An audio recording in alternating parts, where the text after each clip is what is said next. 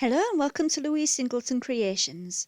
If you watched my last video, you'll have seen me creating a hollow pyramid, and after I'd made that, it gave me the idea that maybe I could make a stacking set of pyramids, because I was always fascinated by Russian dolls and the way they fit inside each other. And I thought maybe I can do that with pyramids. And with lights inside, I thought it would make a perfect night lamp, so the smallest pyramid will have lights inside. So if you'd like to see how it looks when they're all nested together and to see the 3D garden scene that it creates, please stay tuned till the end, and I will also show you how it looks when it's all lit up in the dark. If you do enjoy the video, please give it a thumbs up and subscribe if you haven't already done so, and then you'll see all my future videos and get notifications if you ring the bell. Sit back and enjoy!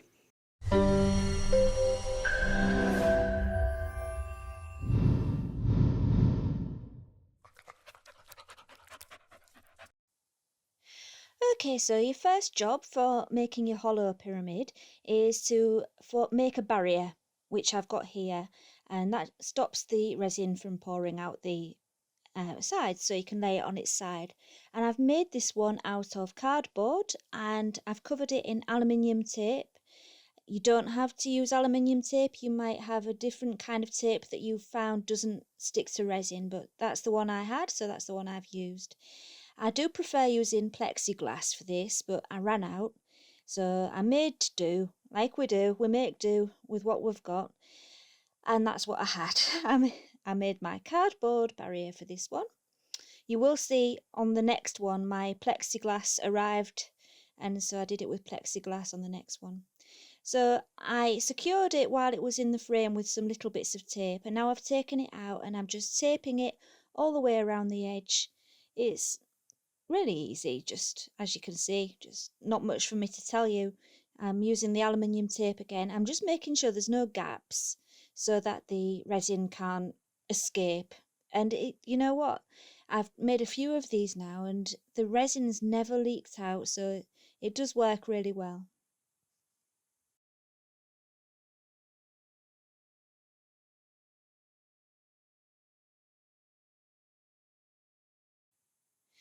Right, I wanted to show you how I prepare my resin for when I'm using flowers.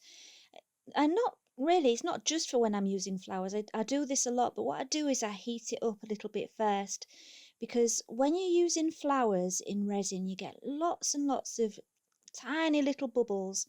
And if you look close up at my finished pyramids, I still did get quite a lot of little bubbles, but not as many as I would have had if I hadn't heated the resin first.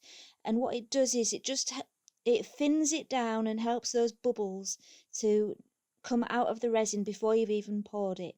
So that's what I'm doing here. I've marked the sides of the cups, those silicone cups, and they're really good, but I really struggle to see the numbers on the sides. So I get my pen and just mark where I want my resin to go up to over the mark that's already there so I can see it clearly. And I actually filmed this when I was onto my last pyramid, so take no notice of how much resin I'm pouring, because this this wouldn't be enough for the the side of the pyramid you're about to see in a moment. I just wanted to show you the process.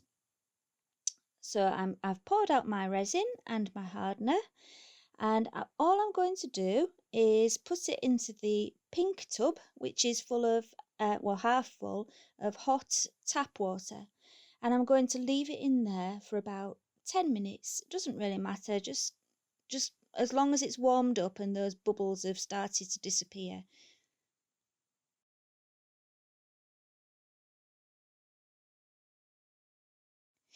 Okay, so after 10 minutes, I took my pots out and it's time to mix up the resin. But before I did that, I wiped the sides of the cups because you don't want any water getting into your resin. So make sure you've dried the cups before you start tipping them, otherwise you're going to have water in there. So now I'm just combining my resin and my hardener, and I'm using a plastic palette knife for doing my stirring and scraping. It just works perfectly, I really like it. And it doesn't really matter if you forget to clean it straight away, because you can just scrape it with a craft knife after, when the resin's dried onto it. You just scrape it with a craft knife and it comes off. So you can use it again and again, and it just works so well because it scrapes the sides really nicely. And what I like to do is, when I've mixed it all up for about 2 minutes, and I don't do it as fast as it looks like I'm doing it. I've got my film on double speed at the moment. It was a lot slower. I just didn't want you to have to sit through it in real time. What I do is I pour it from one cup to the other and then give it a mix in the other cup. And the reason I do that is to make sure I'm getting all the resin or all the hardener from each cup mixed into my mixture, if that makes sense. And there is another reason as well. If you've used just resin or just hardener in one of your pots, it's hard to clean it unless you take it to a sink. And I don't like to put it, I don't want resin or hardener in my sink. So what I prefer to do is make sure both pots have had mixed up resin in them, and then when it's all set, I can just peel it out. So that's the one of the reasons why I use both cups and pour it backwards and forwards. Right, now it's time for the fun bit. I've got my resin mixed. I've done 80 millilitres for this first side.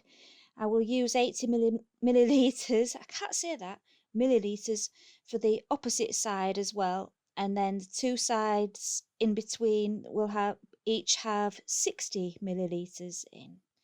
And I'm not putting all of my resin in one go.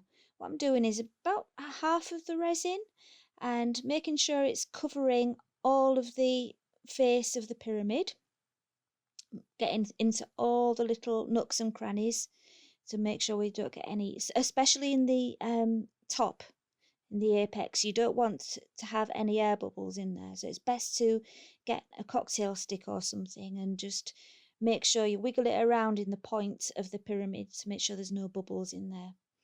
And I'm going to heat it up a few times. I give it a blast of heat and then take the heat away, and then I give it another blast, because the last thing you want to do is overheat your resin or your silicone mould, because it will get too hot and it will damage the mould. So once I've heated it up a few times and got rid of as many bubbles as I can, I start to put the dried flowers in. And for this largest pyramid, I'm using lavender and some small flowers called glixia, and they're also dried. And because I know they've been dried a long time, I haven't sealed them.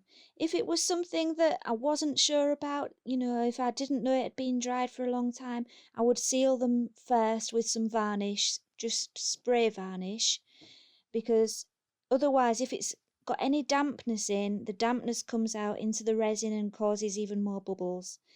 And yeah, you still could, if you wanted to, just to be sure, spray them anyway with spray varnish, but I didn't.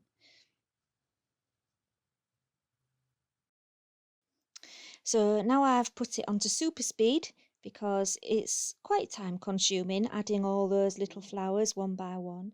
But what I do need to tell you is what I'm using to do it is some long tweezers with like a bend on the end, and they're really good for really getting in there because it's quite an awkward space to get into.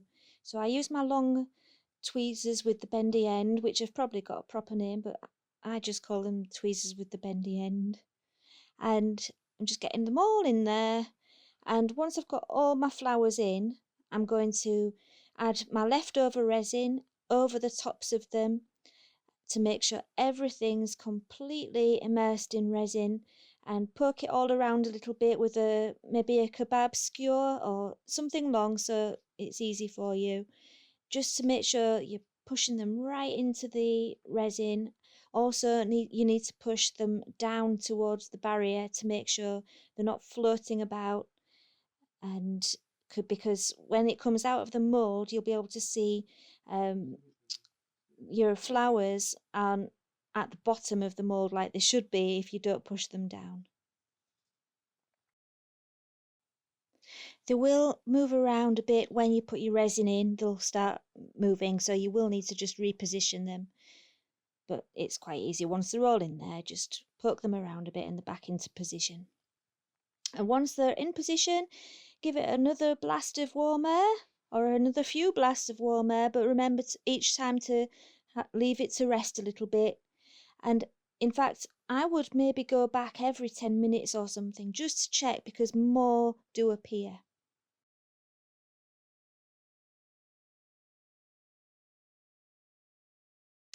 So I repeated the process on all 4 sides, and now it's time to demould. I'm just peeling back all that tape, and then I'm going to pull the barrier off. And while I remember, I didn't say the reason for all the negative space I've left in this one is because obviously I need to be able to see the other pyramids inside. So I designed it so that it still looks nice by itself, but it will work when it's in a group of pyramids as well. So that was the reasoning for all that negative space in the middle. So I've pulled that barrier off, and I'm just going to pull my mould off.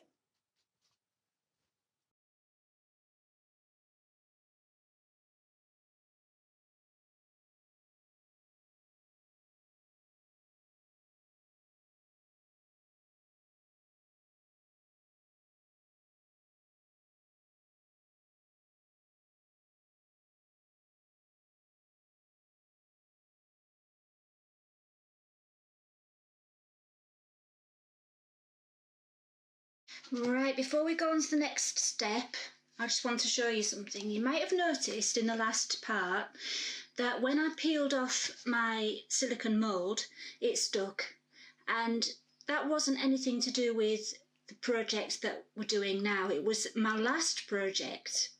I was so excited when I was demoulding it, and it did stick. I think I must have overheated the resin at some stage, and it did stick, but I was so excited demoulding, I just put the mould down and forgot all about the fact that it had stuck. And then I used it again for this, and of course the mould has been damaged and it stuck again. So I just wanted to show you that this time I've drawn around, oh, can you see? I've drawn around the mark with a marker pen, so I know it's there and I won't use it again by accident. Up to that level. You see, I'm not going to throw this away because I can still use it to make small pyramids up to where the damage is. But I didn't want that to happen again, so that's just a little tip just for next time you use a mould. Right. Okay, so I've got my lovely first layer ready, and it's time for the second layer.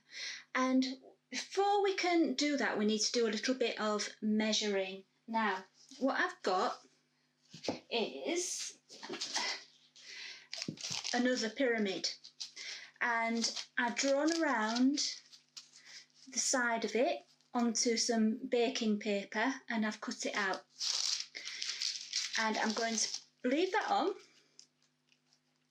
and put this one on top. It might need a little bit of moving around. And it did line up perfectly, so as long as I make sure that bottom bit is all right, we're okay. So that's on.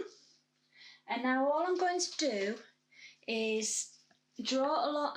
It's hard for me because it's facing you, not me, is try and get my pencil in there.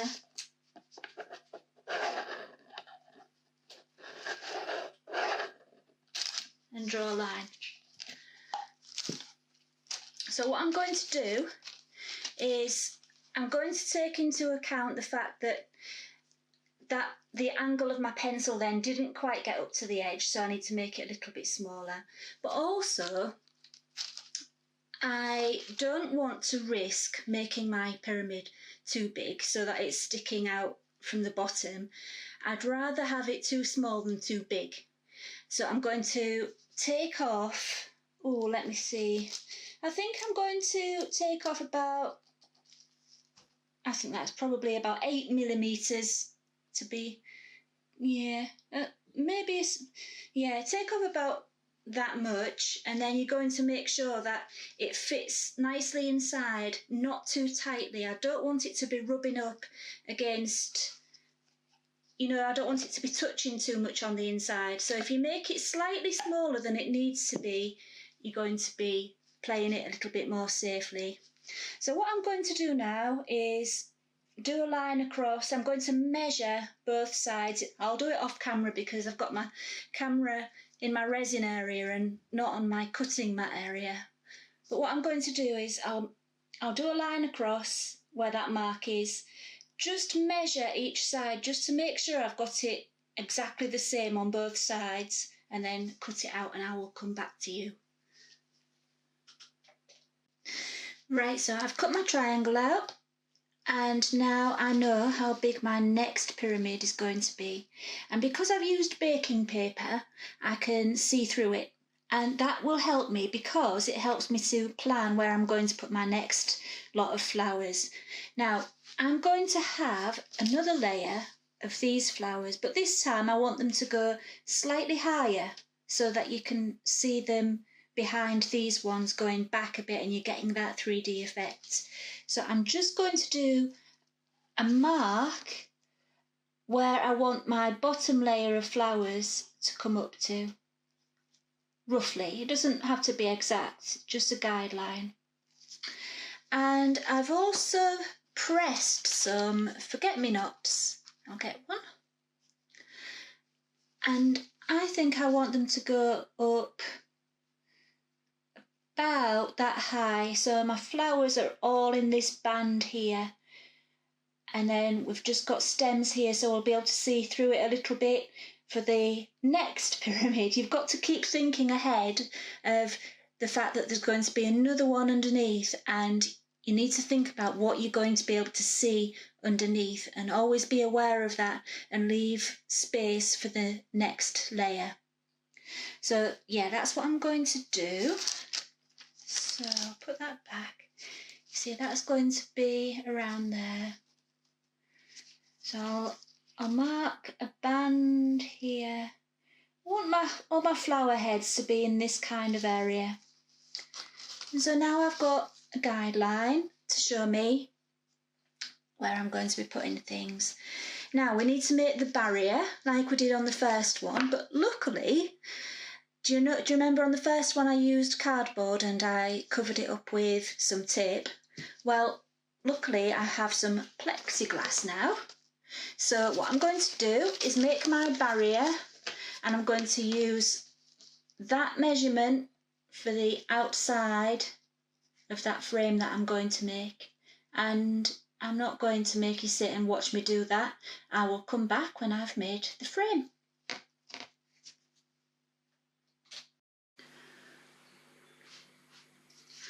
Okay, I'm back, and you probably can't see this because it's completely transparent, but that's my barrier that I've just cut, and I've put my silicone mould into its frame that it comes with, just to support it while I'm securing the mould into position. And what I'm going to do is I'm going to push it so it's nice and snug, and I'm going to test. I'm going to do it from eye. You can measure, you can make a little template if you like, to make sure you've got an even space that looks completely level all the way around, and just keep checking it, and you can usually see if it's not quite level, and that's what I'm just doing now. I'm being a bit lazy really, because what I've done, I don't know if you can see, but you know that little template that I drew? I've put that in that side, and if I could be bothered to do 4 of those, I'd put 1 in each side, and then I could make sure it was completely level, but sometimes I'm a bit lazy. Anyway, now the problem we have now is, what do we secure it with?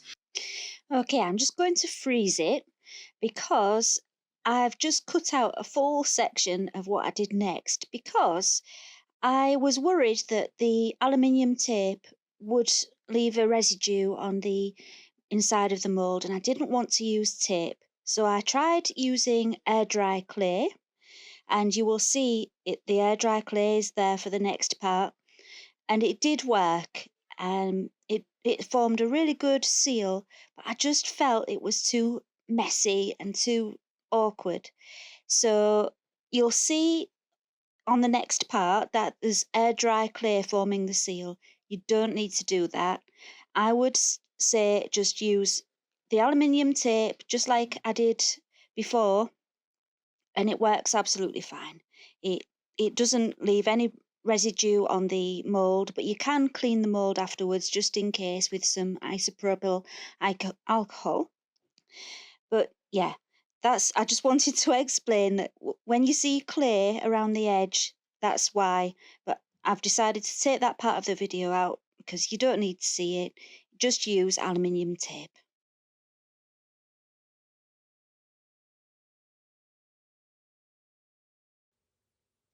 Right, so I followed the same process again. This time, for one side, I've used 60 millilitres of resin, and I will do the same for the opposite side. And in between, on the other two sides, I did 45 millilitres of resin. And this time, I'm using the Glixia again, and I'm using my pressed forget-me-nots. I didn't record the full process because the smaller the pyramid gets, the harder it is for you to see what I'm doing because it gets further inside that mould. So I just did a little bit to show you, and then I repeated it on all four sides, and then it was ready for demoulding. One thing I will mention that I haven't mentioned yet is that I wait a full day between each side. Don't just wait 4 hours for it to feel like it's ready. Leave it a day because if you turn it over when it's not completely ready, it can start to sag and it won't be a nice clean shape. It will have a sag in it, so you don't want that. Leave it a full day. I know you'll be impatient just like I was, but it's really worth waiting. Okay, it's 4 days later and it's time for demoulding. It was a bit tricky getting the plexiglass off at the beginning. Once you've got it started and you get a little bit off, the rest pulls off quite well. But if you do struggle, what you can do is use your heat gun and just gently heat all around those edges where the plexiglass meets the resin, and it comes off a lot more easily then. Just don't heat it too much because, like I said before, you could damage your mould if you overheat it. Just a little bit of heat's fine. And I think this one's turned out really, really pretty.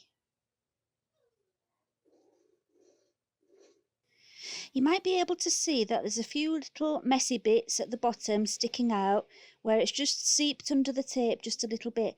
That's not a problem. It comes off so easily. Just get your craft knife and run it along the edges and it just pops off really easily. So don't worry about that. And if it still feels a little bit sharp, just get a nail file. An emery board works perfectly just to smooth it down.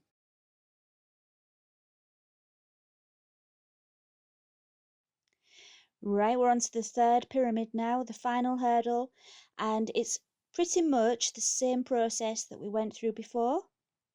I measured the second pyramid on top of a full pyramid to see how big my third pyramid needed to be, just like I did before. I've cut my plexiglass with a craft knife and placed it in, and I'm going to use the aluminium tape to secure it this time, because you didn't see that before because I used the clay and it all went wrong, didn't it? So this time I'm going to speed through it all because, like I said, it's just the same, and this time you'll see me using the tape.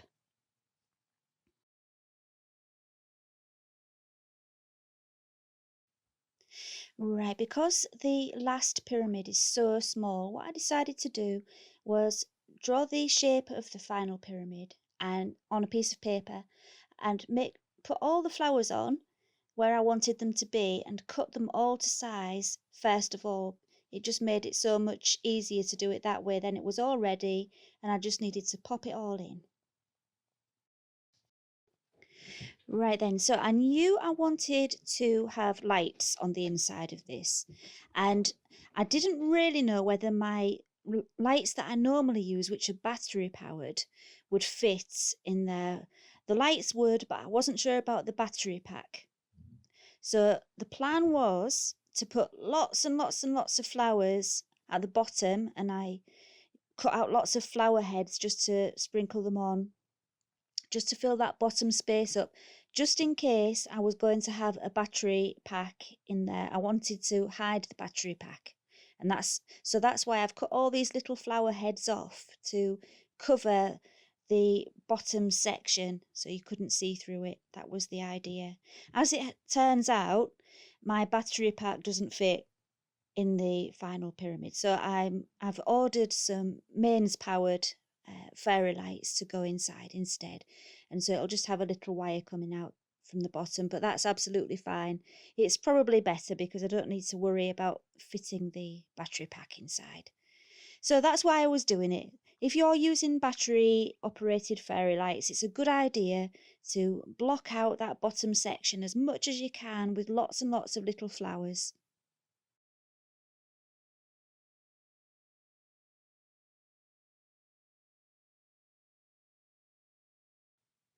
So as it's the same process as before, I'm speeding through it again, but I will need to tell you that this time I used 45 millilitres of resin for a full side and 20 millilitres of resin for the other two sides. So as before, you've got two full sides, which are the opposite ones, and then after those are done, you do the other two sides, which need less resin because so much of the space has been taken up by the first two sides. And for the smallest pyramid, I wanted it to be as filled with flowers as I could because I didn't want to be able to see too much of the fairy lights on the inside. I wanted to hide the fairy lights. So I'm filling it right up this time. I'm not leaving any negative space. I'm covering as much space as possible. And this time I've got some yellow flowers, which I found in the garden, and I pressed them. I don't know what they're called, I'm afraid, but I do think they look really nice. I'm just looking at it while I'm speaking. Yeah, sorry. I get carried away watching the video while I'm narrating. Yeah, I think that those yellow flowers really came out nice. And I wanted something bright for the middle one so it showed all the way through. And here we are. It's time for demoulding again. And it was a lovely sunny day, so I took it outside into the garden. I think out of all of the pyramids, this smallest one is my absolute favourite. Look at that bright yellow with the blue. I think it looks so pretty.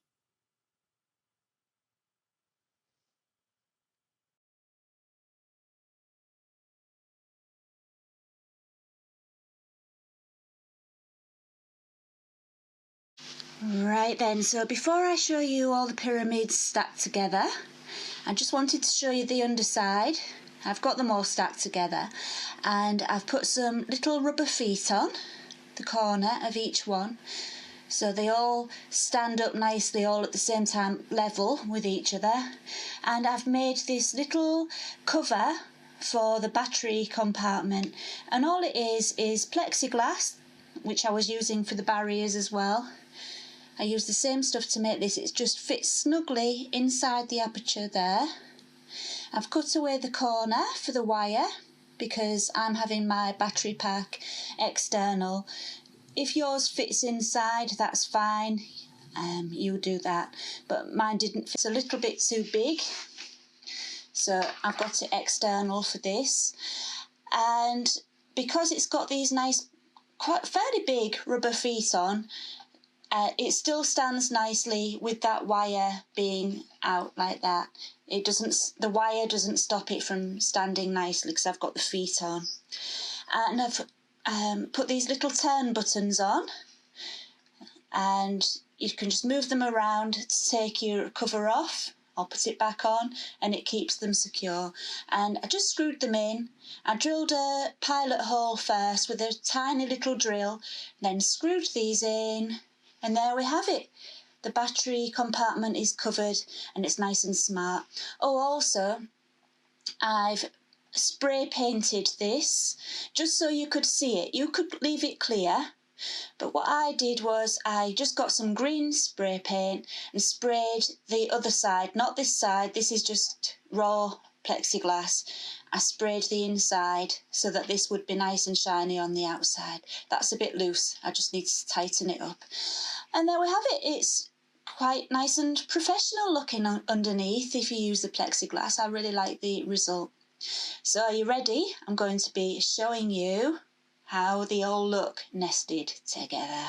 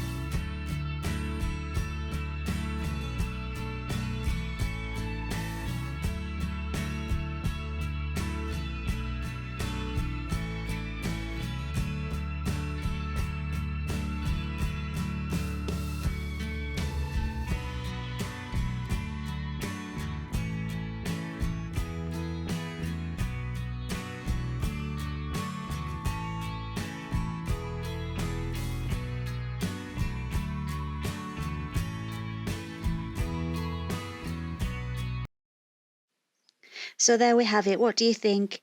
I think it looks so beautiful when it's lit up in the dark. Thank you for watching all the way till the end. I know it was quite a long video, but it was quite hard to fit everything in to the shortest space of time possible. If you haven't already subscribed, please do, and if you did enjoy the video, please give it a thumbs up. And even if you feel like it, you might like to share the video on your social media. It really helps my channel to grow if you can share the video or even just like or subscribe, and your comments are always really appreciated. So no more waffling from me. That's it for today, and I hope you join me next time to see what else I'm going to come up with. Bye for now.